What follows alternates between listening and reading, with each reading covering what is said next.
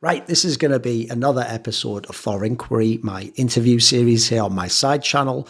And for this one, my guest is going to be Middle-earth Mixer, who is a guy I found via his Twitter account, which is, well, it's sort of blown up now. It's all relative. It's gaining traction. Obviously, I think the Rings of Power being out has helped with that. I'd say also, just to frame it for people who maybe don't know the account, the interesting thing to me is this will maybe even be a topic we talk about here. I try on my channel not to hit politics too hard because it's just obvious like censorship bait and also it upsets people. So what I try to do on my channel, mate, is I just try to sort of like abstractly talk about politics, if you know what I mean, like the philosophy behind it or concepts. I try not to make it too much about either like the silly minutiae of the day or just divisive psyop type stuff that's going to make people upset. So when I frame it this way, chill out, everyone who's listening. Basically, one of the areas that I've found, unfortunately, as I've gone through my own political awakening journey through life, just had a lot of experience in my own industry, seen things, studied things. I'd say basically, it's almost a joke that people think there is a political spectrum in media and in academia and in fandoms. As far as I can tell, the joke is it's inherently insanely skewed to the left wing. And then the left wing people always do like a purity spiral and just spend all day destroying people who actually are mainly in the middle or like the tiniest bit leaning to the right. And that's why there's all those memes online, like for leftists, you know, anyone to the right of Stalin's far right or whatever, you know, and there's all those memes everyone knows. So basically what I'm setting up here is by default, I'm used to people when they try to take fiction, literature, anything sociological or cultural, they automatically frame it in sort of a leftist bent. It's always going to be used to tie into cultural programming that I would say is somewhat left-wing. It's not that I'm against all of that. It's just that it gets a bit tiresome. So one thing I found quite interesting about your account is I don't know if you explicitly identify as conservative or right-wing or something, but you certainly seem to have found an audience in that area. I've noticed some of the memes seem to sort of play into that. So I'd actually just like to start there. One thing I'd like to basically ask about before we get deep into the Tolkien stuff, if people haven't guessed for the name of the account, it's going to be about Tolkien.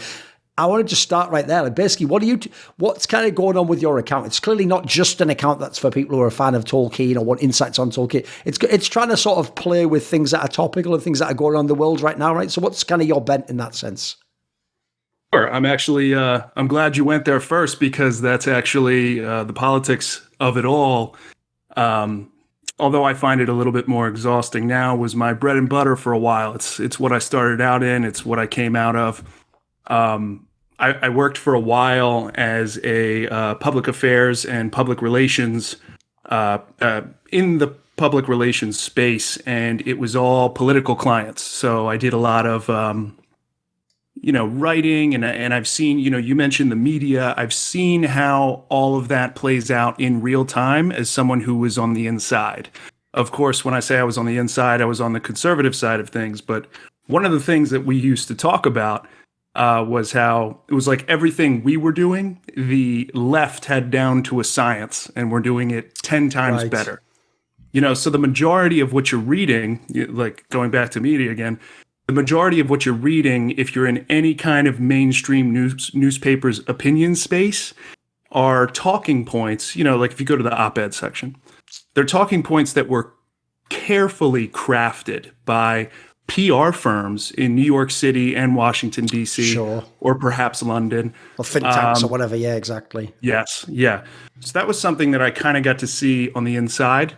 And as you mentioned, it is rampantly skewed to the left, or at least, the center-left kind of global, some people like to call it neoliberal, but the global neoliberal machine kind of. So yeah, that was something that I've experienced firsthand. I came out of that. It was a space and industry that exhausted me. But that's what kind of started my original Twitter page. My Twitter page actually used to be under my name. Okay. Yeah, and I had used it, a lot for my job, not officially, but just a little bit as a political agitator. I had a lot of friends who were doing social media for big political people, so I was in that space. And I left that space because I became exhausted by it. I didn't like the future that I saw for my life. And then I in my new position, I work in a very apolitical role. So I kind of wanted my Twitter to not really have my name. I wanted to be a little bit more, obviously, if you listen to my podcast, it's not a well-kept secret. But yeah, I wanted to have my Twitter be more of a recreational page. However, because of the nature of who I am and the strong opinions I have, that it'll inevitably boil to the surface, you know. So that's why if you're looking at my page, you'll catch 1 out of every 10 posts is going to be a politically oriented one. Okay. I mean, yeah, basically, to touch on what I said before, basically the joke is I grew up in a very apolitical world. I wasn't someone where my family was into it or any of that sort of jazz. I definitely never was interested in that world. And so the reason why I sort of also understand on an intuitive level as I've awoken, that is essentially the end of the spectrum that is just the mainstream, or is the area that is sort of the, I would say, allowed discourse, is because the joke is when you grow up, if you're apolitical, you think, well, I'm not political. And then you find out, oh, wait a minute, every opinion I have that is crafted by the consensus by other people is just inherently left wing. So you actually, wait, what? And then you start to realize if you're going to change from that at all, there's going to be pushback. So one thing I want to tie this into, and this is how we'll jump into the Tolkien angle, right? First of all, I'll say I'm not some Tolkien scholar. I'm not one of those guys who ever read those old Christopher Tolkien books that he wrote and all the appendixes and stuff. I'm someone who's read The Hobbit, Lord of the Rings. Even then, those were mainly in terms of reading many years ago. And I read The Silmarillion at one point in time, but I think I read that way too young to really grasp what that was about or really why it was interesting. I actually, like this will show, at the time I was a heathen, I actually thought that one was a bit boring. I didn't really know what was going on with that, I have to say. But I will also say I don't think I really grasped like any of the larger themes. I was just kind of reading it like, it's almost like pulp fiction, you know, not literally the movie. People know what I mean by that. As in just like a simple book of sci-fi or sci-fi fantasy. Like, oh, then this character goes to there and they're doing next. Oh, right. Oh, what's going on? I wasn't thinking about grander things. But the way I want to jump into this topic is because I notice your channel clearly does this. And it's clearly part of how you're seeing the world. Is I have a theory. It's not really a unique theory to me, but I'll craft it this way. So we'd have to do too many side tangents. My theory basically is, the reason why in Hollywood and TV they buy up all these rights, but sometimes they'll buy up these rights decades and decades before they ever do anything with them, and they'll just do those crazy things like people might know they did this with Wheel of Time, where they'll have to do some little thing with the project at one point just to keep the rights and not let them like revert back and to extend them further and stuff. And basically the story they'll tell you is like, it's just a simple, you know, it's the usual like, you know, cock-up theory of history, like, oh well, you know, that director like pulled out and then it like the main star that was attached like moved, and it's like that's all well and good, but I think if you take a macro look at history, essentially I do think they use movies and particularly really good stories for social conditioning. Like they tell you, they greenlight these stories and shows at just the right time. And I've felt like the last 5 years it's gone into overdrive, mate. Like now the joke is when I see a big movie come out, could be Avengers, Infinity War, and I think of the themes going on there, and then what people in the world are telling me about. I'll lean slightly into this, you know, Malthusian philosophy, which seems to become ubiquitous now, and the notion that, oh, we're running out of space, and you know, we're gonna have to do something about this. It's very convenient, isn't it? And then I think of things like for me, even Dune. I'm a big fan of the Dune series. It's funny how that comes out at a very interesting time in terms of, again, how themes of like energy resources, you know, let's say dictatorial figures controlling them, etc. Like, it's just amazing their timing with these things for things they're not supposed to know, and it's just supposed to be coincidental. So what I'll say is this: I sort of feel like Tolkien has been almost called forth by these figures.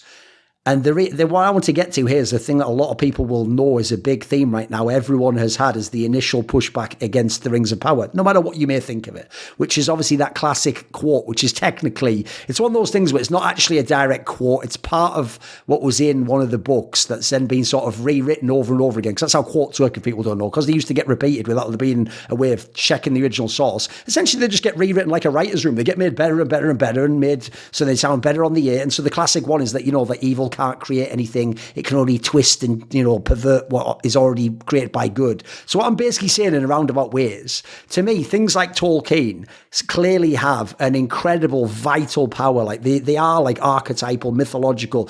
When people even watch those movies, they're not just watching it because the cinematography is great and the actors are cool and it's nice music, There's something more behind that. Like, I know that's why people, grown men get emotional scenes with Aragorn and Frodo and Sam and all these, which, by the way, you'll notice the amount of derision that certain political people intentionally insert in there. And so basically, to me, I almost think either if they didn't take these things and sort of craft them to their own ends, their own sociological ends, they actually would be at risk of a weapon thematically being out there around that could be used against them. But even more so, they want to take some of that vital force and sort of twist it to what they want it to apply to, what they want it to do. So obviously in the modern way, that's what a lot of the woke stuff does. They'll take a heroic archetype and they'll make a certain type of demographic play that out in a different way. And it isn't as simple, by the way, guys. It's like they're just trying to help people, or even as just like they just hate the other types.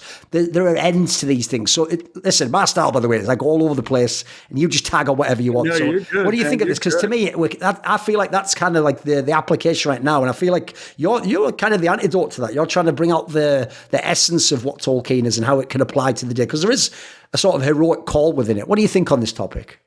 Yeah, so I'm going to start with, because there is something you mentioned that I wanted to touch on, but I think it would be easier just as an introduction for my whole mission, why I love Tolkien so much, why I love these stories, is because I'm a Christian, and Tolkien himself encouraged religious people, and non-religious people can obviously glean wisdom from the themes that are in Lord of the Rings. But as a religious person, he talked about sometimes your view can get smudged. Your window into the beauty that is ultimate truth, the ultimate truth of our faith, can get smudged. And fantasy can bring the religious person back to, it can remove the smudge from the window, and it can enlighten you to how beautiful the truth that you actually subscribe to is. And that has played out in my own life. I'm 28 years old. I'm married now. The past couple of years, I've begun to think very deeply, because I spent a large portion of my early adulthood just being an extremely selfish person. So recently, I've begun to think very deeply about everything I believe and why I believe it and how I act it out. And Tolkien's stories have been a huge, just acting out exactly as he said with the smudge window, just helping me see like the beauty of my own faith in times where sometimes your faith can become, if you allow it, again, it's not the truth's fault, it's our fault. If you allow it, it can become mundane to you. But fantasy and Tolkien talked about being a sub-creator. Being a sub-creator can help bring you back to the beauty that is the truth that we believe in. Now, that quote, you mentioned the quote that everybody complains about being constantly misquoted. It's evil cannot create anything new. It can only pervert what already exists. However it gets misquoted. People act like the original quote of that, just because it's slightly different words, doesn't mean the exact same thing. You know what I'm saying? Oh, the essence is basically the same. Like I said, it's just sort of rewritten and more palatable for someone who doesn't know the characters in the book, right? Right. But the like kind of snot-nose, gotcha people on Twitter, the people who are apologetic for left-wing themes, Sure. but may also be into Tolkien. They like to stick their noses up at people who misquote that. And, don't go back and look at my Twitter. I might have made fun of somebody once or twice for doing it. Yeah, sure. But, the attitude there is they're acting like the original quote doesn't mean the exact same thing. It's Frodo talking about servants of the enemy. I believe it's in front of the statue where the head was ripped off and replaced by it was made ugly. It was defaced, this old Gondorian statue. And he was talking about servants of the enemy, and he was saying that the enemy cannot make, it can only mock. And the theme is there. It means the exact same thing. Just because people are misquoting it doesn't mean it takes away from what the message is at all. Yes. So, I wanted to, that's a point that that's a good point. I would say basically, if people don't know, the analogy would be, we all know how hilarious those fact checkers are, where the real purpose of the fact checker is that if you don't click the fact check page, Google just shows you the summary and it says like, this is incorrect. But then you click it and the joke is like, did this certain political figure kill 6 people? And it's like, this is mostly false. They only killed 5 and 1 died later of a different circumstance. And you're like, come on, right, man. Yeah. It's not like that. It's the same principle, isn't it? Like, they're reducing it down in a way that doesn't work. Yeah, absolutely.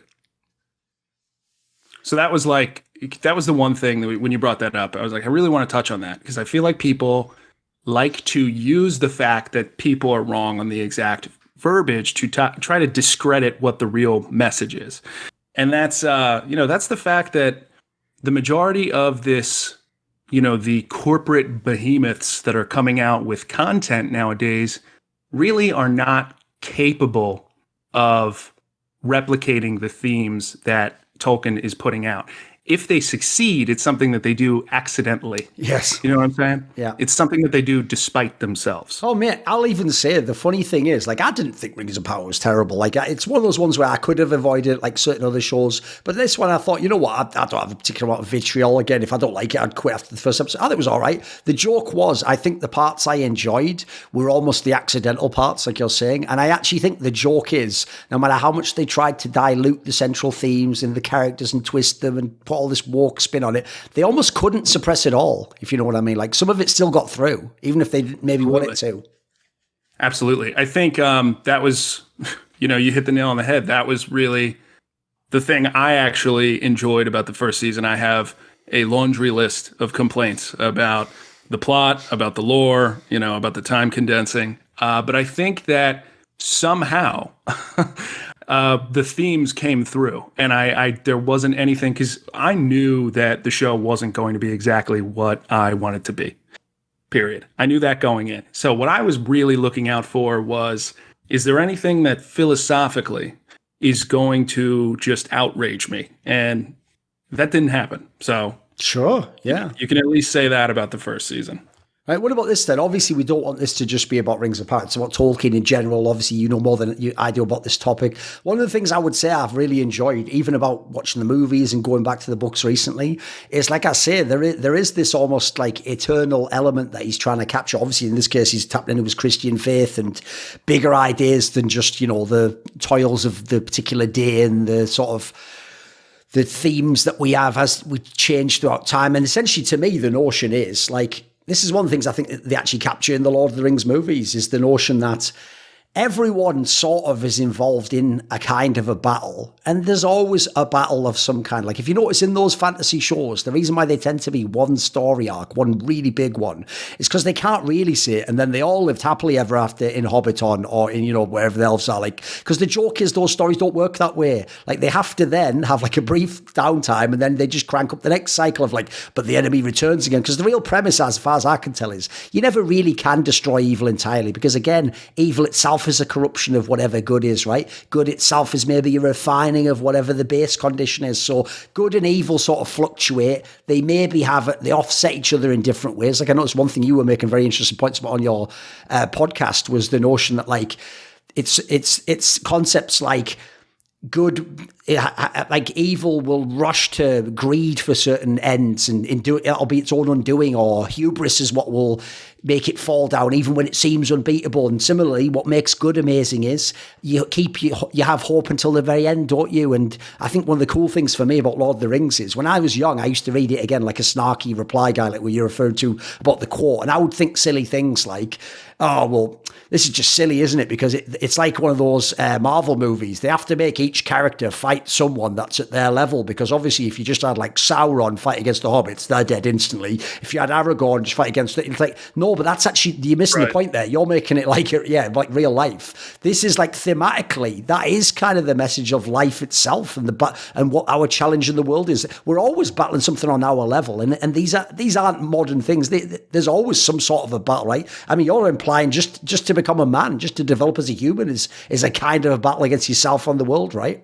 Oh, of course. And one of the running themes of everything Tolkien has ever written, right, is this idea of just the long, inevitable, minus grace, right, for man, let's say, normal folks. In the Lord of the Rings, it's all of the free peoples of Middle Earth, right, and what they face. But the theme of what we face is the long, inevitable defeat, right?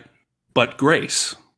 And grace comes in the form of what Tolkien described as the eucatastrophe. Now, you mentioned how evil is just a part of the world, right? Well, in Tolkien's universe, you have the world that is brought forth by song, right? Tolkien's God brings forth everything that exists with a song, a melody that he teaches to the beings that he created underneath him to sing this universe into existence. And where the problem comes in, where evil comes in, and this chapter in the Silmarillion is called the Ainulindale for anybody who's interested, but the problem comes in when Melkor, who is one of these beings that he creates, it's a very, again, Tolkien didn't like allegory, but a Luciferian type of character, sure, who decides that he wants to sing his own song, his own tune, his own melody. He wants to create his own things. It's hubris, it's pride. And through his own song, he sows discord. He sows something outside of the will of what Tolkien's God had planned for the world. So the world is created, and Melkor's discord is created into it. So there is no escaping Melkor's discord when you live within the bounds of the physical world in Tolkien's universe.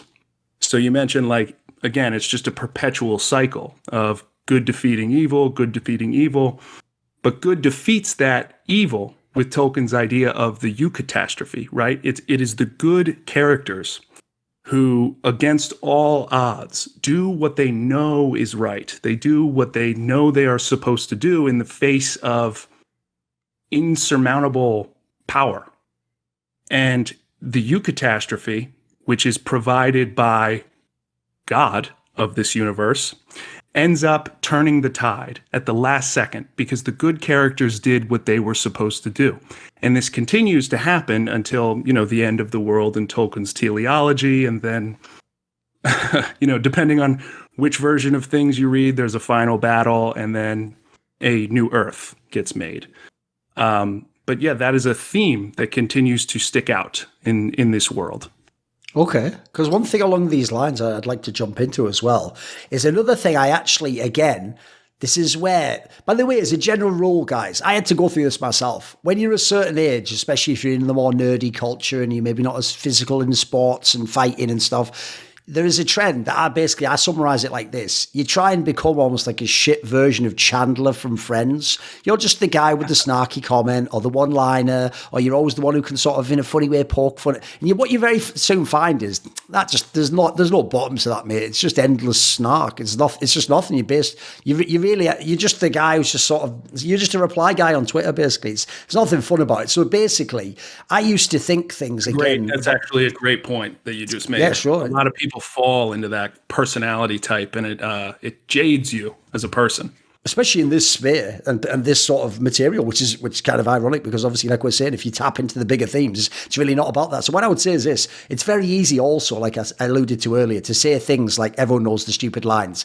Why don't they just use the eagles to fly to Mordor? Why doesn't Gandalf just do it? Galadriel should have, in Lord of the Rings, helped them instead of staying in the forest. It's like, that's another point I want to get to, which I feel like touches on something about life that's so well put into these books, which is the notion notion that you can have characters who sort of operate like, let's say, if the evil characters are like wolves who want to just destroy everyone and tear them apart and consume and destroy everything, and it's just endless consumption, then the things like the elves, like the wizards, the Valinor and all that, they're more like the sheepdog type character. They're sort of trying to steer people the right way. But the premise goes, like, they can only do so much. And if you notice, they're only sort of allowed to battle on some level people who are on their plane, as it were.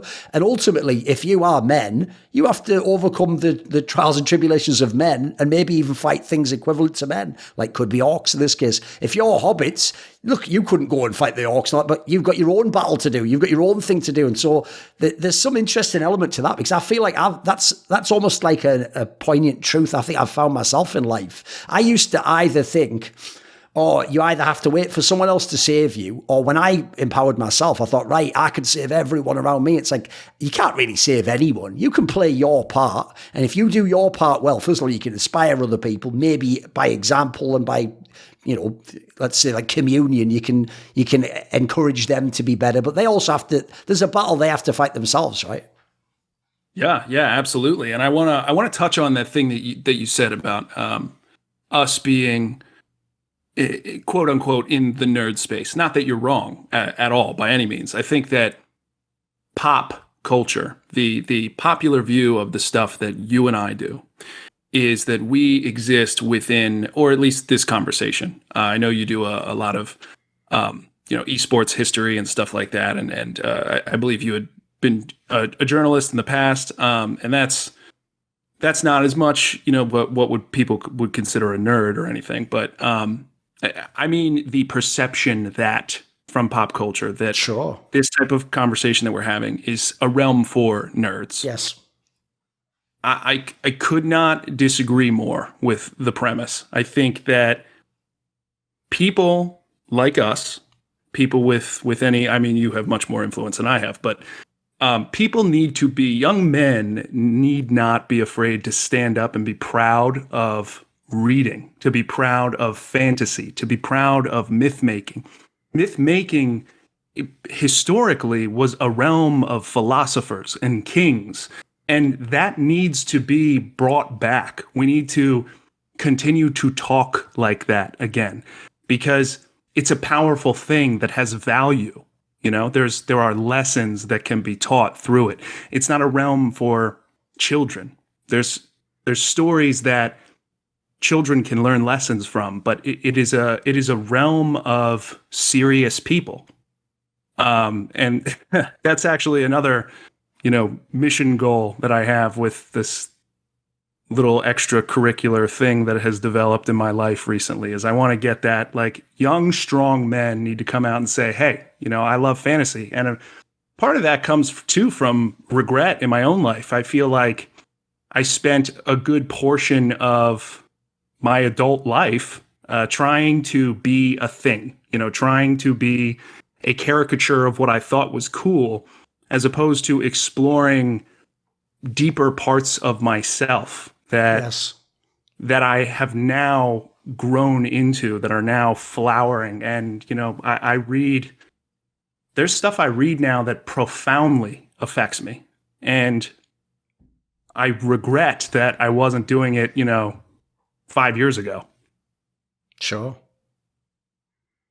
So that was my no, that's a good little tangent. What do you think on the bigger topic I was trying to make about, like, I mean, you sort of touched on it there, but the idea that, like, in Lord of the Rings, for example, in Tolkien, there's like everyone's on their own level having these struggles and battles, and you all have a part to play, right? That's a central concept. I mean, it's obviously even the part, like, I thought one of the most brilliant parts of Lord of the Rings, it's probably the underrated part, is, I know a lot of people don't really get, like, but that Frodo was so naive with that Gollum character. They're like, why did he let him hang around? It's like, he was central to you needed him at the end. He had to sort of almost be redeemed and then fuck up for it to work out the way it did. So, like, to me, that line of, like, everyone has their part to play, no matter how small, that's a fucking great line. What a great line for life as well. Of course, yeah. There's another great line that I love. It's it's delivered by Elrond, and he's talking about, Tolkien wrote it. Again, it's not allegory or anything, but the theme is there. Think about, Tolkien was in the trenches in World War I, and this quote, I like to imagine that as he wrote it, he was thinking about the men who did brave deeds to move the lines forward in the trenches in World War I. He talks about, I'm paraphrasing it, but it's small hands move the wheels of the world, while the wise and lofty thoughts are elsewhere. And that plays directly into what you were saying, into this constant theme of every person, no matter how small, has a part to play. And especially the small people in some cases. Oh, absolutely, yeah. What about, what do you think of the idea that is obviously wrapped up in the concept of Gollum, etc., that there's, and also characters like Boromir, etc., it's the notion of like, it's almost like a bit like Star Wars. It's on some level, people can be redeemed no matter how far gone they are if they want it, if you know what I mean. Yeah, of course. That's a constant theme. Tolkien would have insisted upon that. And, you brought up Gollum. Gollum is a great character that shows. So you have Boromir and Gollum that kind of act as somewhat of, there's two roads that can be followed there. You can go the road of Gollum or you can go the road of Boromir. And even though Gollum, who is essentially supposed to be this tragic character that was on the road to redemption and hopped off. And that's unfortunately it's something that's real and it's a thing that happens. And, Gollum played an essential role in, again, we have this idea of the eucatastrophe. Gollum played an essential role when he slipped. Gandalf talked about, I don't know what part he has to play, whether it be for good or for ill, but he played a part in it. And Gollum is skeevy and he seems insignificant, but he does play an essential part. And that's one road that you can take, or you can go the road of Boromir and you can make a huge mistake in your life, but you can always turn. You can always turn and you can redeem yourself. Sure. I mean, another thing I would also say is, if you think about the way the good characters behave, I think maybe it ties into that greater theme that you were talking about, almost the kind of song. And it's like the difference between being harmonious with the greater song, finding your purpose, a higher purpose, like connecting with that, as opposed to like the divisive. I mean, it's actually the way that like the occult's divided. If people don't know, like the left hand path is more like the selfish, like all about the self and individual power, and you're trying to exert your will over the world, as opposed to being a bit more like, selfless and trying to connect with bigger force, etc. Like, I would say the interesting divide is all the evil characters on some level, no matter where they are in their hierarchy, crave power, crave more power over the underlings, want more power from the person above them, and it's all for their own name, for their own mission, for what they want, to destroy the people they hate. Almost all the good characters seem like they're at their best when, the idea is they trying to express their will, but in this harmonious way. And I noticed, crucially, this is why I tied it into the Gollum aspect. You can't, in that sense, decide for other people what's good for them, though. You have to sort of do your bit, and then they have to figure out their part themselves. Like, they're on their own little journey in that sense. Yeah, absolutely. And you mentioned the evil characters within their specific hierarchies. People, I feel like, tend to throw the complaint at Tolkien that his evil characters don't have a whole lot of depth, that they're just bad for the sake of being bad. And that couldn't be further from the truth. Saruman, we talk about this global machine of the center left, right? Saruman this is the point that I hammer on Twitter all the time, is a perfect representation of that character, a perfect representation of the machine. These people who want to control every aspect of your life, and they do it with the support of their own conscience. That is Saruman's character. And that differentiates himself a little bit from Sauron. Tolkien actually, in his own letter, in one of his letters, wrote to someone, he said, I see few Saurons in the world today, but there are plenty of Sarumans to go around. And he was talking about these central planners, these people who think that they have good intentions, or maybe they do, or what have you, that want to control every aspect of your life. And all they do is move the machine of quote unquote progress forward, when really we're entering further into, a great quote that Tolkien has is, he talks about the modern world, and he says, everything is improved means for deteriorated ends. Does that make sense? Yes, absolutely. I mean, it is. You see, like their version of progress in any domain, like essentially the products get more shoddy, they do worse things, they're more specific, they don't have any of the sort of harmonious elements of what, in theory, they would claim they were progressing from. Yeah, absolutely. Well, along these lines, another thing I can obviously jump off on, another classic theme that everyone knows, is the line that is said to Saruman by Gandalf, which is the evil doesn't share power, basically. Like, that has been something I can tell you in my own life. I'll tie it into that theme that evil has to essentially use the vital energies of good and things that were created good and twist them. They can't just create afresh.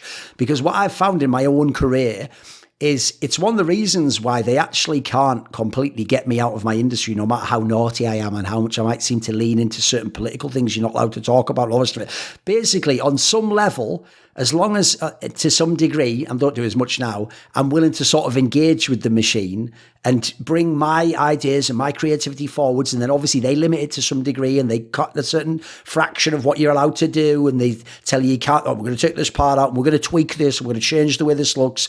But the premise goes, one of the reasons why when they do that, you can think to yourself, well, you know what, that's just the cost of playing the game. These are the rules you have to play the game. And what you don't realise is, if they really could create themselves, they wouldn't need you. They'd go, actually, get rid of this guy. Let's bring in a bunch of evil fuckers like us. In fact, we'll do it. Why do we need him at all? I've noticed they don't. They very much, that plays into the industry element as well. But then the other part is, they never share their power, mate. They always give you the illusion, which is, if you notice in all these sorts of stories, it's always what the evil characters do to the ones below them.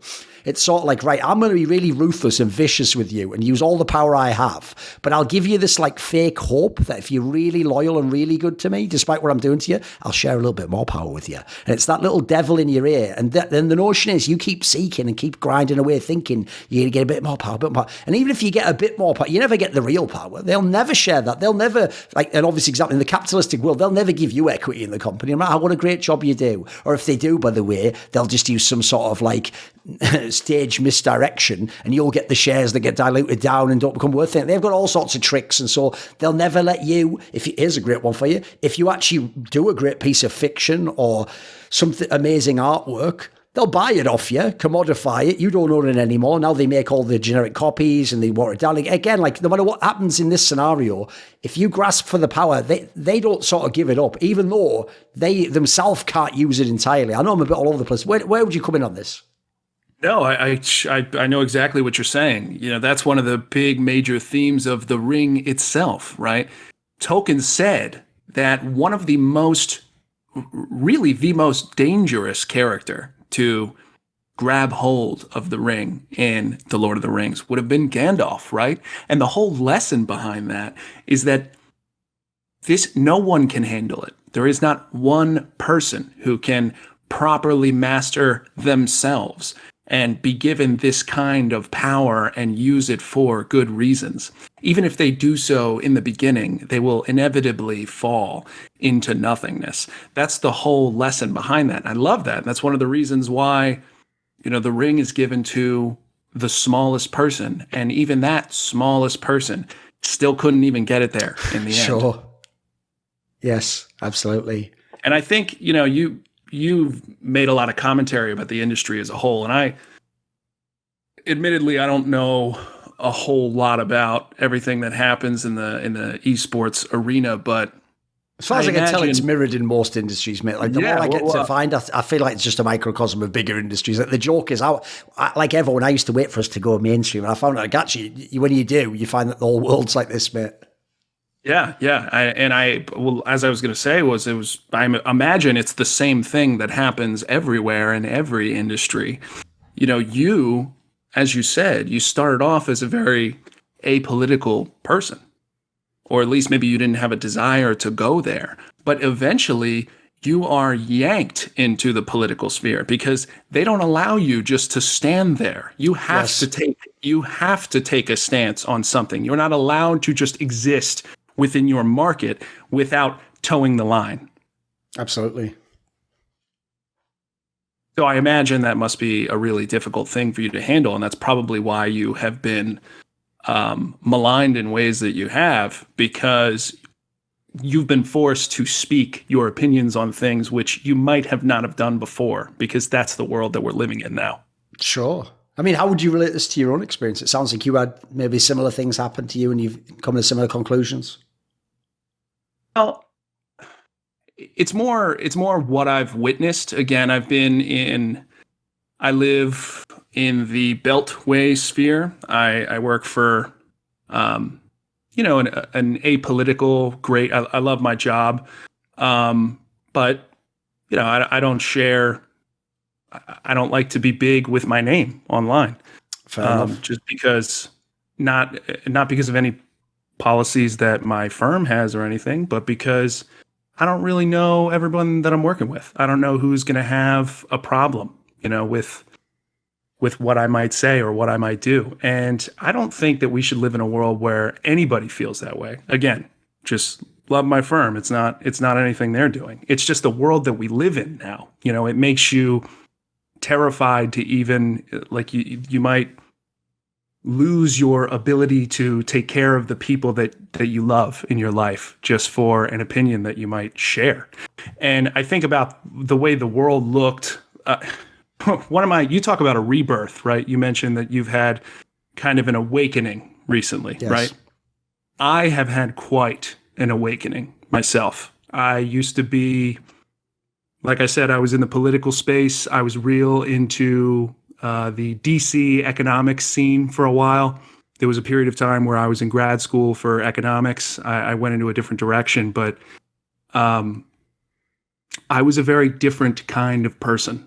And I would say that my views, I wasn't fully center-left, but I had a lot of center-left kinds of views, especially when, the economic space just tends to go that way. It's being an economist is one of the worst things to do if you believe in any kind of like operation of freedom, because right. Inevitably you always arrive at a point where you feel like you have to do something, and doing something, the essential like act of doing something itself is taking freedom away from some area or sector, because sure.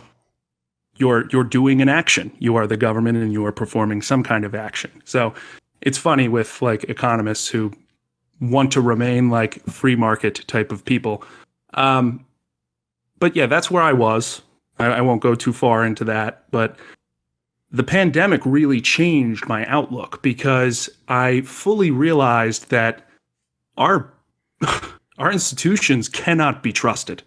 Sure. They will do everything they can in the name of public safety or the greater good to ruin your life if you disagree with whatever the official script is for that day. And obviously, if you were paying attention to the news at all during COVID, the script changed daily. Oh, absolutely. It was almost an exercise in seeing how groupthink changes, right? Oh, of course.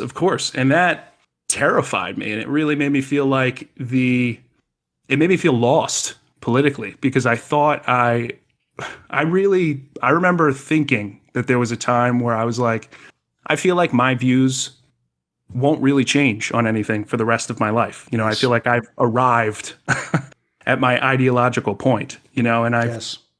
That definitely was not true. That is not something that has played out in my life. So that definitely, the pandemic definitely gripped me and showed me that the world really has the potential to be a horrific place, even if you think that you live in the freest, greatest country. Yes. I mean, yeah, it's like you're hinting at, it's the worldview. Like, again, I had a similar perspective, mate, because I thought I was a sensible person, an intellectual. I understand science, and I know the right experts to trust. I know which authority has the best interests generally, and I'm sure there's people somewhere working on things, and it's 90% all the way there, and they're going to figure out the next 10% soon. All the same lies that we basically all grew up on, the same myths, which, as you pointed out at the end there, creates a worldview where you do think you live almost in the future. You think you live at the cutting edge of progress. You think you live in a safer part of the world. And, the bad problems are mainly caused by other people over there. And we're doing the best that we can with that too. And what you quickly figure out is, essentially, as far as I can tell, that's all like a construction of the last 100 years or so. And it's kind of like a spell that's been put across mankind. And actually, in every other era, they understood things like you're always in some kind of a spiritual battle and a battle in the world, and that you've got to keep family close and have core values that you stick to and tradition. And then from that, you can explore a little bit. But even so, you don't just become unmoored, and you don't just make everything mixed together and nothing and all bearings be lost. Because I have to say, when you were saying that thing there about coming back to something, to me, if I ever feel unmoored, absolutely it's things like Tolkien, it's things like certain, I'll just say I'm a fan of Ayn Rand. I like things like Atlas Shrugged. When I go to these pieces of fiction, mate, there's like a core thing I can drill down to that just intuitively feels right to me. And I'm like, yes, that makes sense. And it was always there, if you know what I mean. I'm sure in different eras, it would have been a different myth or some story or some tradition that I could have gone back to as sort of a fundamental place to build back up again. Whereas I look at the rest of the world, and that is the way I'd describe it. It's unmoored. People are just swayed by anything, and what's true tomorrow is false the next day, and what's good tomorrow, that's bad the next day. And we all agree that it was good that day and it was bad the next. And if you think otherwise on either, you're wrong. And it's a nightmare. Whereas I feel like you get lost in that illusion, but there are things you can come back to that are touchstones. Yeah, absolutely. There's a Tolkien quote that I absolutely love, and it's in the same stanza about, that basic quote that every white woman puts on their Instagram, not all who wander are lost. Of course, yes. Right, Tolkien wrote that. But what he also wrote is another line in that same poem where he says, deep roots, I think it's harmed. Deep roots are not harmed by the frost, or deep roots are not affected by the frost. And that, to me, sticks out as people always pull the not all who wander are lost quote. But that, to me, is my favorite quote from that whole poem. It's actually, it's a poem about Aragorn in the books. But that, to me, I love that, because I feel like we're living in a world where people are no longer deep-rooted. Everything is, there's so much nothingness. There's so much, lack of grounding that has caused despair, and that leads to lots of mental illness. It's just, it's a tragedy, honestly, that this moving forward, this quote unquote progression, all of the fallout that it's caused, and anyone who talks about it, is made out to look like some kooky, crazy person who is either a Luddite or, a conservative nut job. Sure. All the names that they like to throw out there. You're a Christian nationalist, if you want to. It's a sad thing, and again, that's another one of these themes that I'm trying to bring out. That there's meaning you can find. There's so many moments of reading where I've had, and not just Tolkien, but other people. I'm a huge fan of a lot of writers as well. You just feel this rush of meaning run across you, when you engage with myth. And like I said, if you're a religious person, it really helps bring you back to truth. And you also kind of see the world for what it is. There's so much vanity. There is so much nothingness. And you get sick of almost every new product that comes out. Obviously, I'm using a new Mac for this interview that we're having. I'm not saying that all technology or progress is bad. That's not the point that I'm making.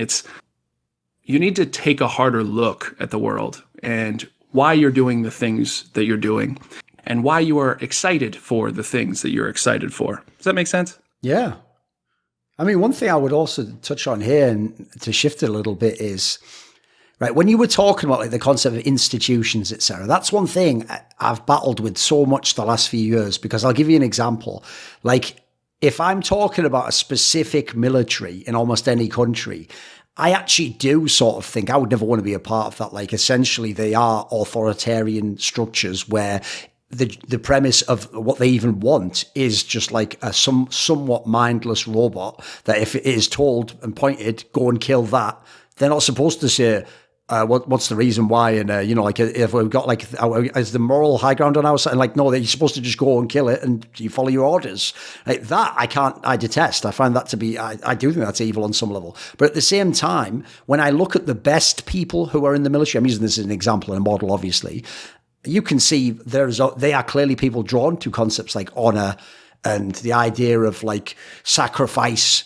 I mean, obviously that term, the greater good, has become so tainted and poisoned now, but you get the premise of what I mean, like something better, something more than just yourself. Like, essentially, that's the ultimate notion of sacrifice. I mean, I'll say, I think where that's perverted is, the real evil is that concept of just the greater good. For me, the reason you fight in a battle is to protect the people you love and the people closest to you and the people that will come in your lineage and to show honor and respect to your ancestors. I actually think it's a very personal thing. And I have to say, no matter how twisted those institutions get, when I see the people who are doing that still shines through. It's maybe tying into the idea again, they have to take the good and pervert it into evil. I'd even say, I think that's what politics is. Like, I'll give you an example. I use that line. It's not my line, mate, it's someone else's. But if people ask politically where I'm at now, I sort of say I'm essentially a sort of monarchist. Like, I do think actually having like simpler power structure makes the most sense. It's just obviously I want those to be good people. So since I'm from the UK, mate, what I say is the line, I'm a monarchist, but I'm not a royalist. As in, I don't like this specific royal family. I don't think it serve any of those purposes. I think that's a bunch of nonsense, and I don't have to like any of them or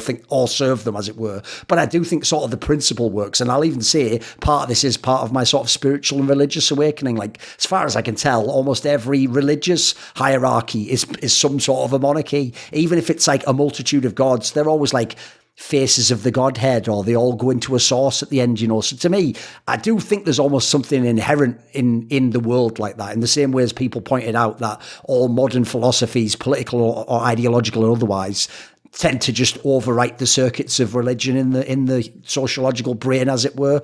So to me, like, I do think essentially it's not as simple as like one or the other. Like, I do really see that what I am going for in life and what I'm drawn to, and this is something I love from Tolkien, and this is right with characters like Aragorn, etc., is the idea of honor and restoring honor to your name and understanding it's about something more than just you. It's about the people around you and your family and the people that you want to, well, hopefully enjoy the success of winning the battle with. What do you think on these topics? Absolutely. It's all about sacrifice. It's all about what you are doing for other people around you, that not only people that you care about, but what you are doing for your community. Tolkien talks about how it's our duty to do what we can within us. We can't necessarily know the whole world. We can't control the whole world. But what we can do, and it's this quote, he talks about making sure that the people after us, whether it's in our local community, whether it's within our own home, have good earth to till. And that is one of the main, again, another main theme. I probably say that a lot. That's another one of the main themes. That's something that I say a lot. Sure. But that's like a big, important, hard-driven message. And back to what you said about institutions, I have like one of the defining stories of my trajectory in life is, I remember I told you I was in the political sphere. I was an intern on Capitol Hill for 6 months. I worked in a Senate office, and I remember I was really excited, young kid in my early 20s. You're just happy to be there. It doesn't matter if you're giving tours or getting people coffee, but I remember I had a discussion with a gentleman who had been there for like 10 years. He was well into the job. He was really popular. He had a lot of connections. And I remember I was getting coffee with him, and he told me a story about how one office had voted no on a bill to spite another office, just because that was just something that they wanted to do. They wanted to get back at another office because they didn't support something that they were supporting. And so it was just something that they had intentionally done to no cost at all whatsoever to them, other than their own constituents. But it was just something that it was like a little petty thing that like a child would do in middle school. You know what I'm saying? Sure. And I remember when he told me that, he was like laughing. And I was a young ideologue who already was mistrusting of the institutions, right? I was a very much a Ron Paul fan, when I was younger. And I remember that just so profoundly affected me and set me on this cynical path that really culminated with COVID. It's like you get to a point where you're like, man, everything is just rotten. But I remember that was like one of my defining stories that kicked me off in politics. And then you get to a point where you're just so sick of everything that you need to get out. And that's what I did. But, I wanted to share that story because to make the point about institutions and where you and I both have, evolved over the past couple of years. That was like a big mile marker for me. Sure. One thing I want to ask you about, by the way, since it plays into actually that central theme, which is, it's kind of an irony that Tolkien's work itself became something which, obviously that's why everyone spammed the quote on the trailer, became something which evil is potentially twisting to its own ends and using for its own purposes and maybe perverting a little bit. One thing I found very interesting was, if people don't know, Tolkien's actual background of why he was writing these books, I mean, as far as I can tell, it was almost like I have this in my own work. One of the ways I've made my job very easy is it is just play for me. Like, I like researching cool things about history because I then get like a bigger picture on the narrative around this player's career and how it links up with another one. And what I find is essentially my work just became a skill set to output something from doing that. It's like a byproduct almost. I do the research, I think about the ideas, I think about other things, which then make me think of ideas about esports, and then I shit it out as a video, as an article. I could try to craft something if I want to may have an higher ideal, do something excellent with it. And it's a process that goes on. And one of the things that people don't know is Tolkien wasn't really doing this it wasn't really a concept at the time to have a mass market book. He wasn't trying to like necessarily overtly influence the world. Some of these things were written for his children and were written for people who would understand his work and maybe people who'd understand some of the things he was putting a nod towards. And yes, there was some commercial element. So then you see this progression. Then along comes his son, Christopher. I don't know loads about this, by the way, so feel free after this to tell me if there's a different angle and all. As far as I can tell, the thing I'm interested in what his son did is, his son did a pretty good job for someone it wasn't actually his work directly. He just like picked it up, of still guarding it very much so. Like, he was very careful with how he let them make the movies and when they let them make it, and he fought certain battles. And look, he didn't win them all. I mean, eventually he did sell the rights. The movies did happen. Some of them he didn't like, some of them he really didn't like. It does seem like at times maybe they just kept putting the number up. But I do notice that the key transition to me is, if anyone thinks it's a coincidence that it's after he's dead that they come out with by far the most soulless adaptations of Tolkien, by far the ones where they have just laid it with woke shite that, by the way, I hope will age very badly, because if it doesn't, my lord, what will the world be like in 50 years? I have to believe it can't. I'll tap back into the Tolkien spirit and believe that the small hands will move the wheels of the world and we'll overcome this. And again, we'll see a period of respite when we'll just look back on this and think, that was just a cool story. What a crazy time it was. So the fact that now his son's gone and it is just the dreaded, as soon as you hear that term, by the way, it's over for any property, the estate, that's not even a name. You can just hide behind that. That just becomes that may as well be like Tolkien Corporation. Like, as soon as it becomes that, it is going to be commodified. It is just going to be, I mean, in this case, as far as I can tell, even when they were like, well, we don't really have anything to sell you, they were like, right, can we just give you like all the zeros on the check and then we just do basically like whatever we want and just make up a story, and it's sort of Tolkien based on a true story? And like, yeah, I guess, if you had like 3 more zeros. And to me, like, this is the most crazy, like, capitalistic example of just money just destroying everything if you let it be the master, as it were, if you let it be the end and not just a servant along the way, because it's how we've gotten to the point we are now. Like that, like the joke is, in the same way as no kid who grows up now, because if you ever talk to the modern kids, they don't think the modern Star Wars sucks. They don't even think the prequels are that bad. They're sort of like, they even say that. They go, they're not that bad. Or they go, they're all right. They're a movie. They never will really. It's why, even though it sounds like a boomer nerd thing to say, they'll never get what like the mythological magic of the original trilogy was, and why people, look, they went too far with it, like everything. They revered it to a level beyond just simple film. Like, they'll never really get that. They did grow up in a world where it was just a commodity, and of course they're going to make more, and some of them will be good and some of them will be bad and whatever. It's just a story, bro. And they've lost like the essence that it isn't just a story. So what do you think on this topic? Because that's, as someone who's a layman from the outside looking in, I thought that was very fascinating, the way like even the business around Tolkien seems to have undergone this process. Yeah. Tolkien, it's funny. Tolkien was a complicated man. I think the what I really liked that you said back there was using the corporations as kind of a temporary servant rather than a master. Is that what you said? Yeah, and money and the idea of that. Yeah. It that's like such a great point, because at a certain extent it's inevitable, right? Corporations are the ones that make content. I don't think I would want to watch a Lord of the Rings adaptation, made by a couple guys in like a garage. Sure.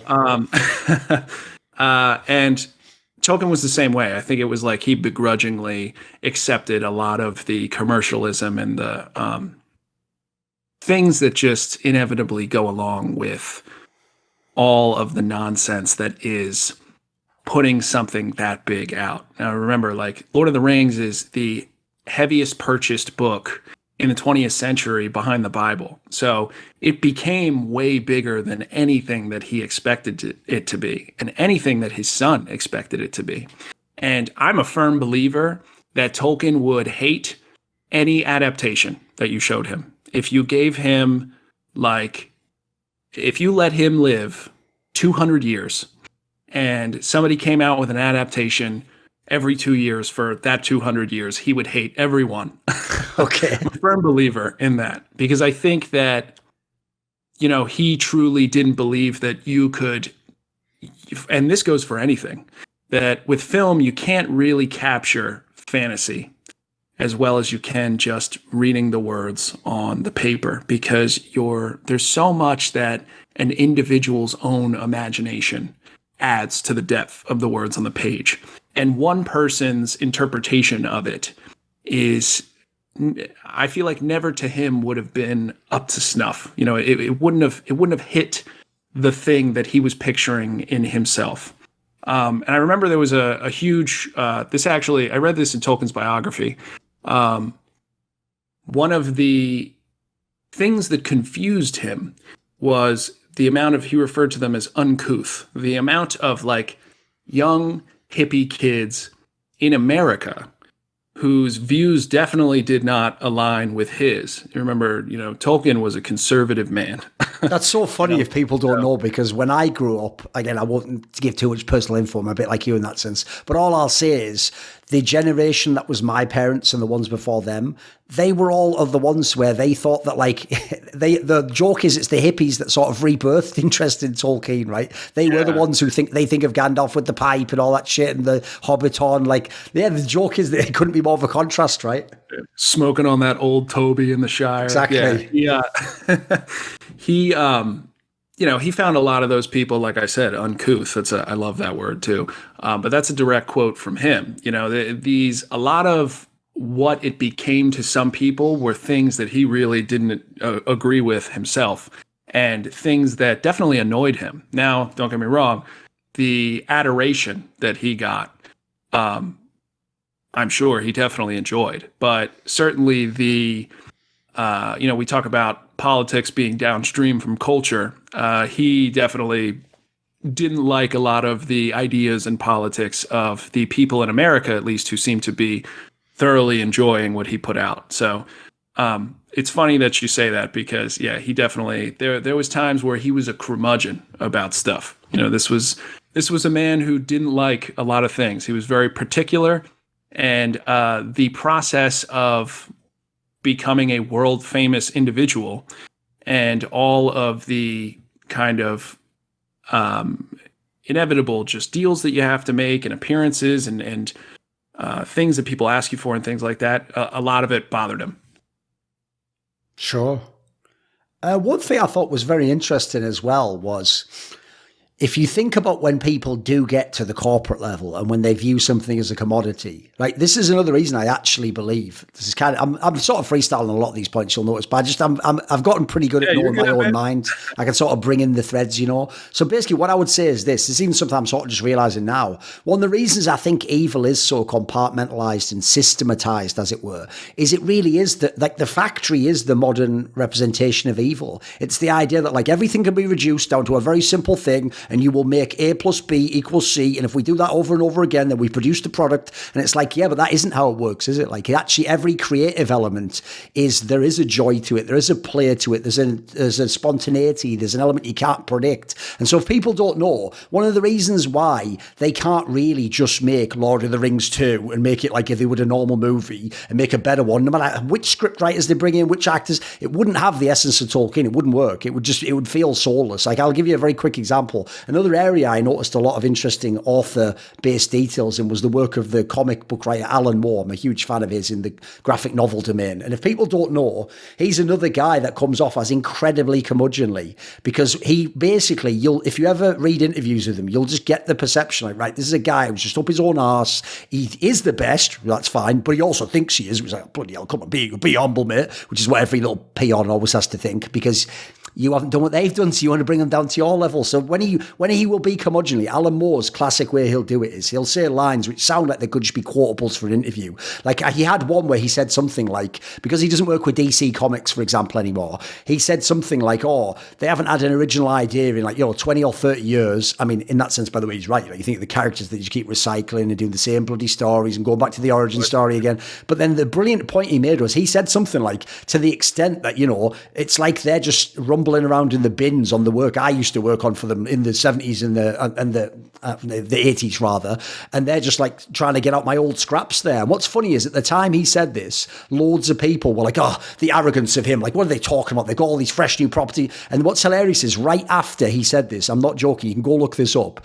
they did a huge like world event in the Green Lantern universe that was literally based on like a one-off story that Alan Moore wrote in a single issue from the 1980s. And that was just their like yearly event for like that big like DC or whatever where they tie all the books in and it's got the big arc and you have to get as many of them as you can to know what really happened in all the parts of the universe. And essentially like I actually see that also as how things like Tolkien have come into the world and become these huge world beaters that have just dominated the fiction and the human imagination in the last decades. Because if people don't know, and a very interesting detail, again, as a layman that I found out about Tolkien, and I can vibe with this so much, mate, is he didn't sit down and go, right, this would be a brilliant story and it would affect people. What he did, if people don't know, was he was procrastinating from his academic work and sort of thinking stuff like, you know what, maybe I'll put a bit more, I don't really want to do this other work. So I tell you what, I'll work on that language I've been inventing, that's some sort of, blend of like Nordic tongues and ancient Celtic, like, he was doing that. And so, structure. Yeah. So the structure for Quenya was Finnish originally. There you go. So it seems like actually the spontaneity and the fun and clearly just passion is what created this masterwork, right? It wasn't like he sat down and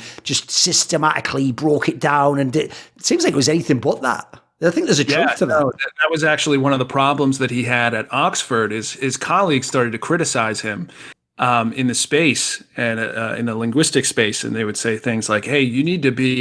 You don't have like a thing. You don't have a big academic." Because a lot of people thought that he was going to, maybe write a new textbook or have some big thing that changes the realm and study of philology, right? Right. And he ended up coming with he came up with something else entirely that ended up changing the world completely. But it's funny that you mentioned that because this was like the entire structure of the Legendarium is something that was developed over, like a 50-year time period. It was something that he started writing early when he was young, and he never finished. He died without really finishing every aspect of the story. It's like he said, it's left open for other hands to play with, not to deconstruct, mind you, but to add to. And I want to go back to a point that you made. Yes, do it. About the factory being the ultimate representation of evil, right? If you listen, or there's great audio of it that you can listen to on YouTube. Everyone who's listening to this needs to go listen to Tolkien's On Fairy Stories. It is his essay and is a brilliant, just ahead of its time analysis of the modern world. He talks about, when you get into the end, he talks about men who don't have God, but they're inevitably going to like make gods of things. And he also talks about the products, where he says men used to make things with their own hands. And now things are made, now things are produced that men look at them and they actually resent them. They have hatred for them, but they consume them anyway. Yes. And it is just a perfect representation of the modern consume, buy. He talks about things that come out now being this Mac that I'm using is a great example. This is a transient thing that I am looking at. I will temporarily have it until I buy the next thing that is better. There is no long-lasting appreciation of this. It's not a beautiful piece of furniture that someone made with their own hands that has a beautiful, maybe it's not art. It's not a painting that someone put time into, emotion that they're trying to give a message with. It's all just emptiness. It's something that you're not even going to be looking at. And I'm just not even I'm paraphrasing it all, and I'm not even doing it justice, but I hope I'm getting that message across. It is everything that most of the things that we use now are transient products that are just going to be thrown away. They have no soul. It's almost like you can see right through them. Oh, absolutely, yeah. I mean, obviously, like the age of the craftsman, which, by the way, is a central theme of the Lord of the Rings universe, if people don't know, it had very much gone. Yeah, now it's just a temporary... I always use I know it's a fancy term. Everything now is like a simulacrum of something it once was. Like the joke is, there's a great quote where someone had, like, they said that the reason why modern health is in the crisis it is because you don't eat food, you eat food like products. And like that's just like the best way to summarize every aspect. It's the same with the joke is, again, you also don't read the Bible or some ancient myth or find out about, the tradition of your people. You read a fucking Superman comic that's some guy doing a bastardized version of the Christ myth or something, and it's all diluted down and it's mixed in with whatever the current social mores are. Oh, I think it's a very poignant thing you say there. Absolutely. And if you look at it just from the perspective of, and I think it's so funny, again, this man was so ahead of his time. Like the thing that he was saying about products, right, being transient, he was saying this stuff in like the 30s and 40s. Look at our world now. And also, he hated Disney. Tolkien talked about how, Tolkien talked about he talked about how the movies that Disney was producing, the things that were coming out, made him nauseous. That he didn't like them at all. He never wanted Disney to get their hands on Lord of the Rings. I believe that he thought that they were soulless products. I think that he didn't appreciate the way that Disney took a lot of the different like European myths and everything and made movies out of them. And sure, he felt like that there wasn't true effort or appreciation of the source material. And I mean, look at every Marvel movie that comes out. Yes. Each one. Just a gray blob, just a different hue of gray than the last gray blob that came out before it. I can't stand Disney if you ever see me talking about it on Twitter. But sure. I think that, again, these corporate behemoths, they just, and everything. I mean, I feel this way about everything. You walk into like any different generic restaurant, they all just have like a different version of the menu that the other restaurant has. Everybody has I make the joke all the time. Everyone has a spicy chicken sandwich now. That's true. And that's just like a silly little thing to make a joke about, but it's actually like a great metaphor for our entire society. Everybody has a generic spicy chicken sandwich. Yes. Your spicy chicken sandwich might be the newest Captain America movie. Your spicy chicken sandwich might be, whatever it is, some garbage fantasy that has no depth or any kind of good message to it that comes out on Netflix. It's a very soulless world of consumption that we are currently taking a part of. And I think that the way that our and I'm not like a psychiatrist or anything, but the way that our brains are designed is to consume, right? We want to consume as much as possible. That's whether you're talking about food or comfort, and a lot of shows or books or whatever provide comfort to, but video games even are another one. They provide these comforts to people, and they're actually destroying you. You know, it's... Oh, I can tell you within my own field, if you notice, if you ever see my account, mate, it's wild that the field that I'm in, because I am sort of someone who's kind of a truth teller. Like I'll give people the thing they don't want to hear and might unravel their whole world because I think it's better for them. So the example I would give in my space is, even though essentially my work on some level is promoting some degree of distraction and watching a screen for hours and getting caught up in silly vicarious enjoyment of someone else's. Well, the thing is, I obviously then try to subvert that a little bit and then put in some of my own life lessons and put some beauty and majesty into it. But even so, what I always battle myself with in my own field is the notion that, like, let's be real, what a video game does is that is a simulacrum of achievement. You didn't achieve anything. You just played a silly little game. It tickled apart your brain with some circuit, and then you feel like you accomplished something, and in doing so, yeah, maybe you don't feel as motivated to really accomplish something or really change something. You're trying to level your account up. You're just trying to win the next game. You're trying to just beat your mate or something. So I think that's very much a part of this, mate.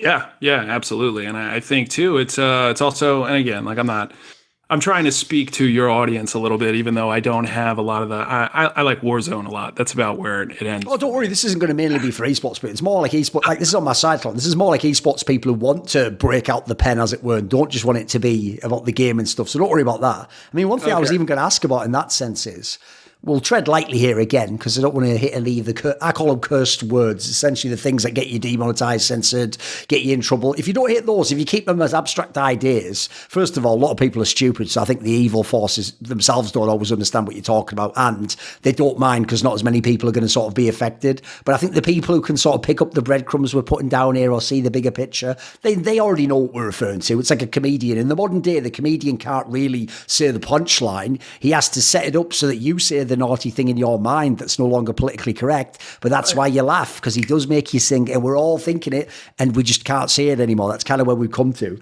So one thing I would say is, I also noticed when you say that line there, that Tolkien was ahead of his time. Here's my take on that. I won't go too deep, because again, I go down some very interesting rabbit holes all over the place. I'm one of those people where they don't always have to be true. I'm almost like, in fact, I actually don't even believe in truth in a certain sense when we're talking about a bigger picture. As in, I don't think there's like a fact you can nail down. To me, it's like something will feel true. And I know people are immediately going to think that's wishy-washy and it's no. What I mean is, there's a great line I heard someone once say about myth, which is it didn't really happen, but it's true. And it's like, that nails it for me. So what I would say is this: I sort of don't think most of history is real. I don't think most ideas like progress is real. I like the idea that everything's evolving to some point. To me, on some level, I actually do think that when you achieve some kind of wisdom, some meaningful use of whatever the mind and experience is, you are sort of exiting what people would call history and time. And so to me, Tolkien was ahead of his time in the sense that he wasn't even part of his time. He wasn't part of our time. He was tapping into something more primordial, if that makes sense. I know exactly what you're saying. I think that we're both kind of, I'm about to touch on it as well, but I think that we're both kind of like touching on the same plane. I would describe it differently, in that I definitely do think that there is ultimate truth, but I think that there are things that we can innately feel about the world that we're currently living in. There are things that human nature itself. Now humans, I believe that humans are all irredeemably corrupted because man is fallen. However, we are coming made from a Christian perspective. We are made in the image of God. So I think that we have an innate feeling of kind of detecting things that are inhuman. You know, and this goes into, you can get into this with the science as well. You know, there are like when people talk about the uncanny valley, sure, there are things that scream feelings and messages to us that maybe are not exactly something that you can quantify with data. Like if I can't I can't pull something down and talk about something on TV the way I feel the world is now. But there are definitely things that I feel that are true about the world, that are things that you can't necessarily quantify. Oh, I'll give you an example, mate. I think people might be able to relate to this because like I say, I've gotten good at being able to sort of not say the quiet part out loud, as it were. I keep it quiet. So what I would say is this: the reason why at the moment in a certain sphere, let's say education maybe, there's a sort of full spectrum approach of constant conditioning and policing of what you can say and what you can call people and all that is because otherwise, when you see certain things that are clear perversions, I would say, of natural forms, it's immediately the uncanny valley feeling. You feel a repulsion. You feel like, that's something wrong with this. Like, well, what are we doing here? We're going too far. And if you could say those things, and if you can think those things, they know that's the danger. So they have to keep cramming it down and pushing it down and changing what you can say and not letting you say. And because I think it's exactly what you're saying, mate. On some sense, if it was really good what they're trying to promote and give you, you wouldn't have to brainwash people constantly with it. They would understand. They would inevitably be connected with it. It would be what they'd want to do. You wouldn't have to sort of force people to do it. I think I was very careful enough, but I think you know what I mean. Yeah, of course. And if I could, quote the Chesterton quote where he says, "Swords will be drawn to prove that leaves are green in the summer." That to me is such another old master, by the way. If people don't know him, Chesterton's right in this wheelhouse. You're going to love him if you like any C.S. Lewis, Tolkien. Get into that guy. He had some great stuff, didn't he? Absolutely. I believe the new Italian prime minister had quoted that recently in a speech. All right. But that was like that so perfectly encapsulates this world that we are living in right now, and the question is like, are people going to wake up to this, right? Because I think that people are smart. I think that people can see if they change their mindset about the stuff that they're doing on a regular basis. When they turn Netflix off, when they stop watching This Is Us, and just take a second to think and have the right voices in their mind, that they can see that, like you said, we are currently being conditioned. And these forces are real, actually, and are quantifiable.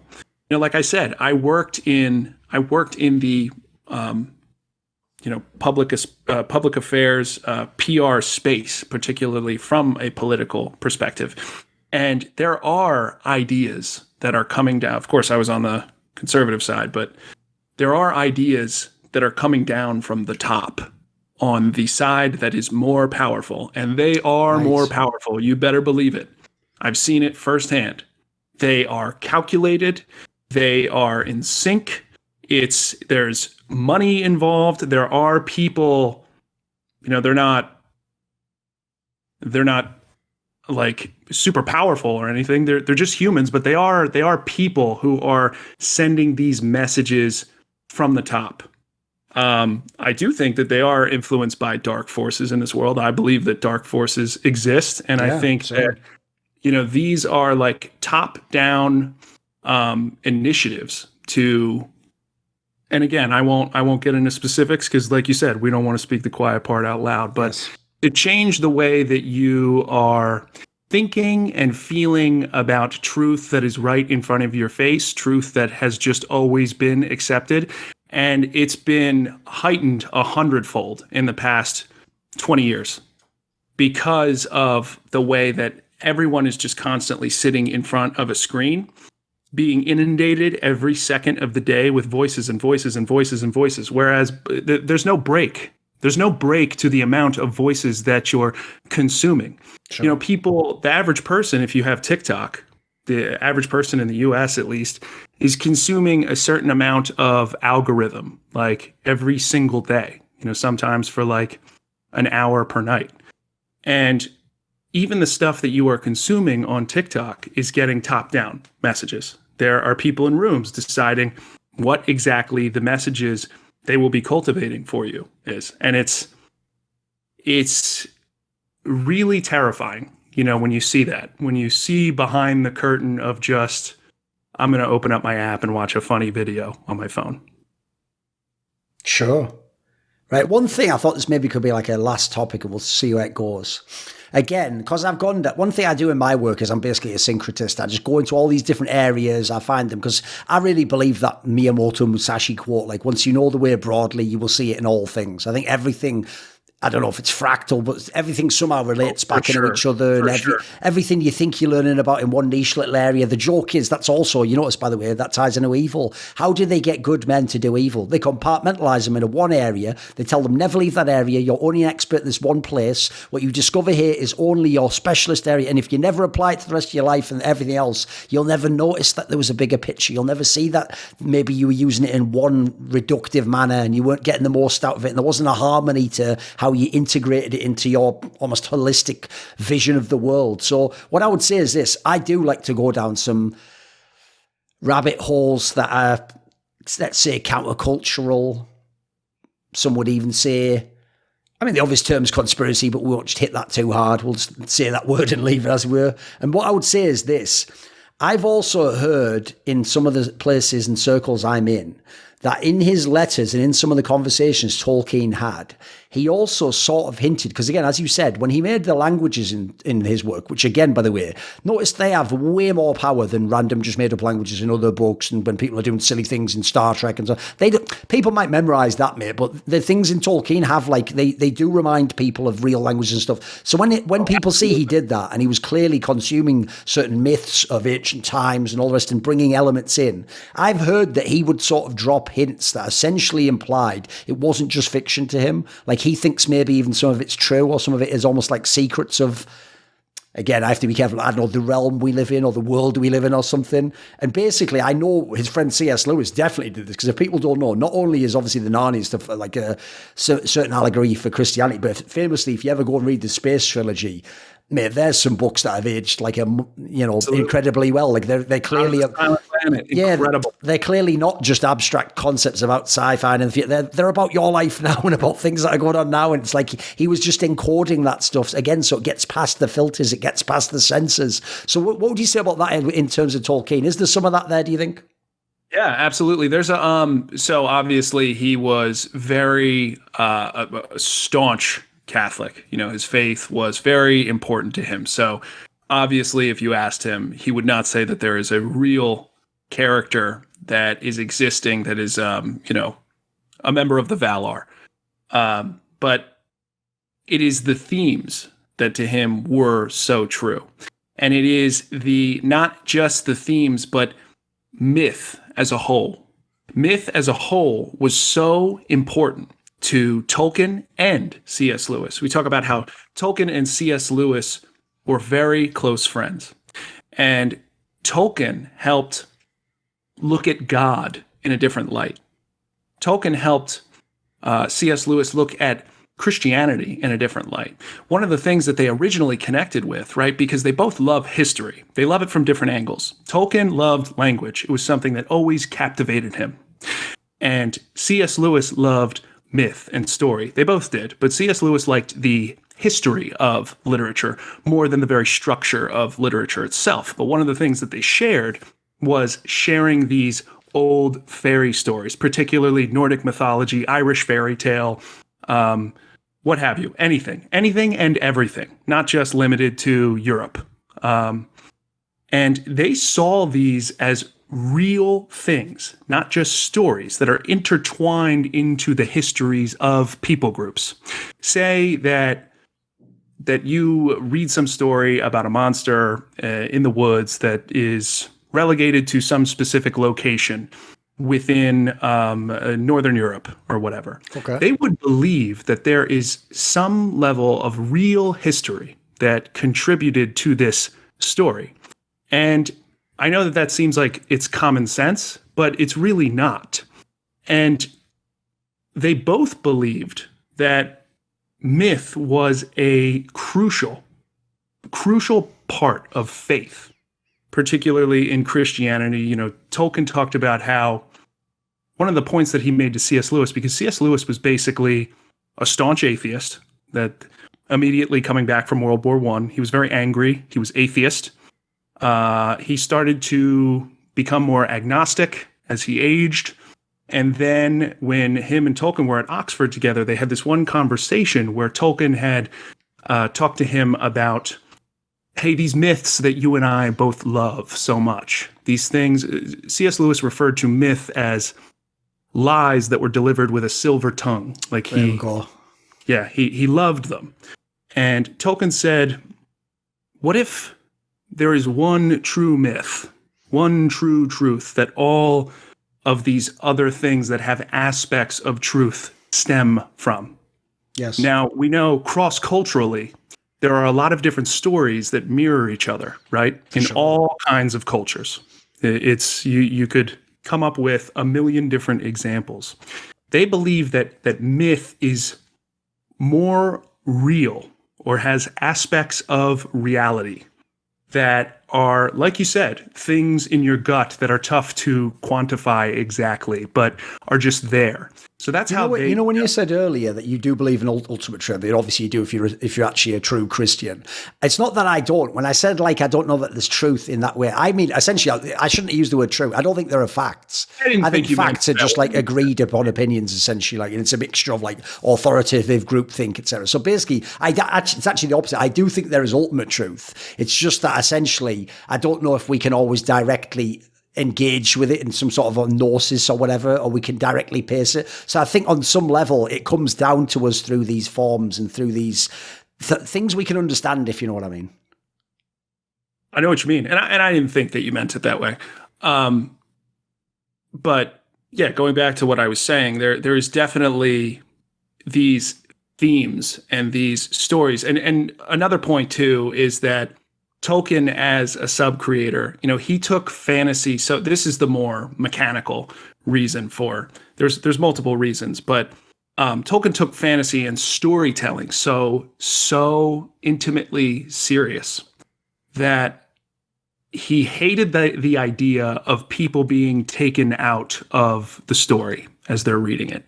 So he believed that it was the duty of the storyteller to really build a world. And he also, if you know anything about Tolkien, he hated the fact that England lacked so many of the, Nordic, Northern Germanic stories that it did end up kind of ingratiating themselves into the culture just because of the Saxon invasion and everything. But he felt bereft of like a pre-Saxon mythology for England. And one of the things that he wanted to develop was kind of this alternative history for England or a mythology for England. And the themes were so real to him that's what made the story reality to both him and C.S. Lewis. Does that make sense? Yeah. No, and I'd even say, by the way, I think if you just look at the basic history of England, basically, it's because this is a place where, and this is also another microcosm of how the world appears to work, all the different invasions that came over, one of the first things you do back then culturally to dominate the existing culture is you wipe out all their myths and you take it all away. The joke is when people say, like, the British Empire was a colonial force. It's like, yeah, but mate, the joke is that had already happened to Britain itself years before with the Romans and the Saxons and the Normans, and you keep going, mate. Like, the joke is, yeah, the reason why in the Nordic areas they have those enduring things is they have more of a connection that goes back in that sense. Like, I'm sure, like, if you don't know, basically in the field of comics, there was a very good British comic actually written called Slain the Horn, the Barbarian or the Horn God or whatever, and basically it was trying to actually capture like Irish and Celtic myth and what it must have been like to be in like the villages and have the warriors who were sort of, they're almost like Robert E. Howard type figures, and basically, it's almost like trying to recreate that because we don't really have it. Yeah, as you say,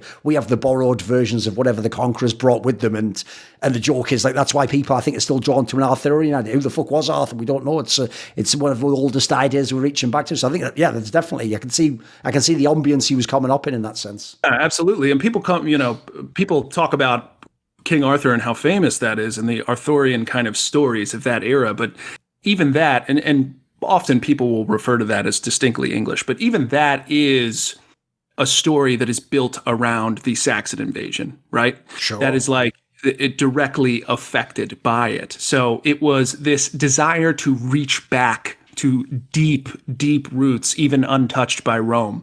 That's what he wanted when he came up with this legendarium. Sure.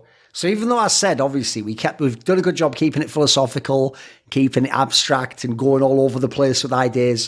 One thing I would like to do at the end is, one thing I've actually enjoyed quite a lot about your account is, like I say, every now and then you will take a premise and you will basically like tie it to something that is like very much now. I mean, like you said before about Saruman is sort of it's like the middle management figure, isn't it? It's the managerial class. It's like the idea, like, we're doing this for the right way. And, maybe it's not my idea and plan that I'm enacting, but I'm going to enact it in the right way. And, I think about all the people at Davos, there you go. with all the World Economic Forum. That's who I think of. Along these lines, to leave us on something, can you give us like something you've been thinking of recently or a gem like that? Can you connect it to something modern? Could even be an event right now, as long as you don't go too crazy with saying all the details. Maybe you could tie something that you've been thinking about recently from this world of Tolkien's to now. Is there an idea you've come up with recently or something you've developed? Yeah, honestly, something in my own life that I've actually had a little bit of a revolution about. For most of my adult life, I actually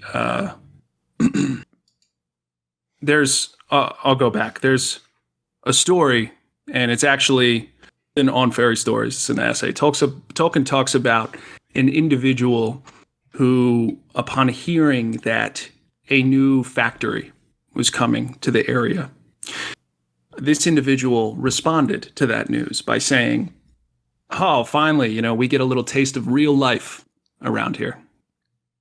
And this was something that, of course, I knew was a theme of Tolkien, but it was something that really jumped out at me personally, and it made me feel kind of bad because I know that in my own life, I have held that attitude.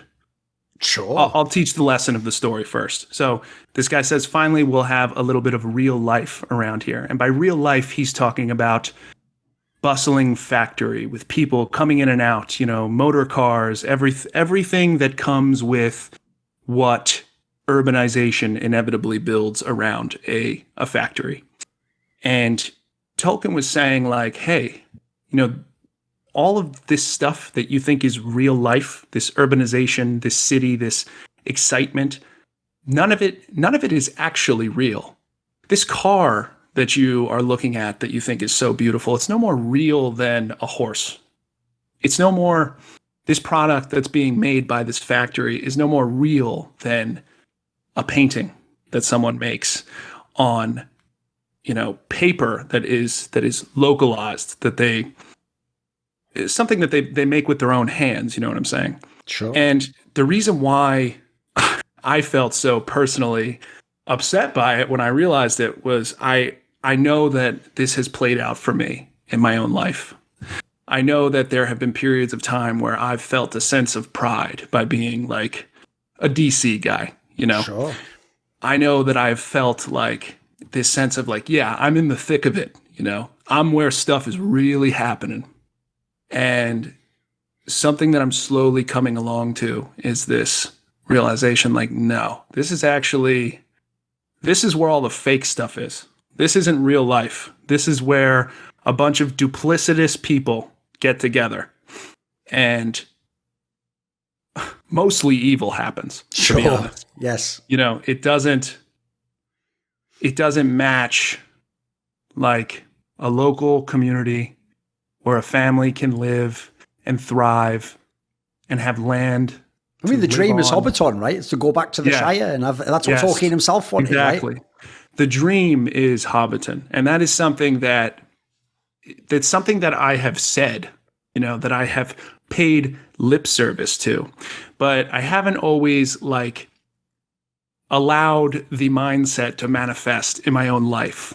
And when I was looking up on fairy stories recently, I felt that message, jump out at me because I like that I'm in DC. I like the opportunity that's here. And it kind of slapped me in the face. It's like, man, hey, you've had that attitude at times. So it's definitely something, ladies and gentlemen, the people who are listening to this, don't have that attitude. There is virtue in simplicity that I am now seeing that I didn't feel before. I hope that made sense. That was me being a little vulnerable, but This video was kindly supported by Realm, ppnomula, and a special thanks goes out to Rawdota. Would you like to choose the next topic I focus on? Do you want to ask me a question for my monthly AMA? Do you want teasers to find out who the next guests are for Thorinquiry episodes? Maybe you want to take part in a private, never-to-be-published discussion with me. Well, if so, heed this call to action and join Thorin's side today in the Patreon link in the description box below.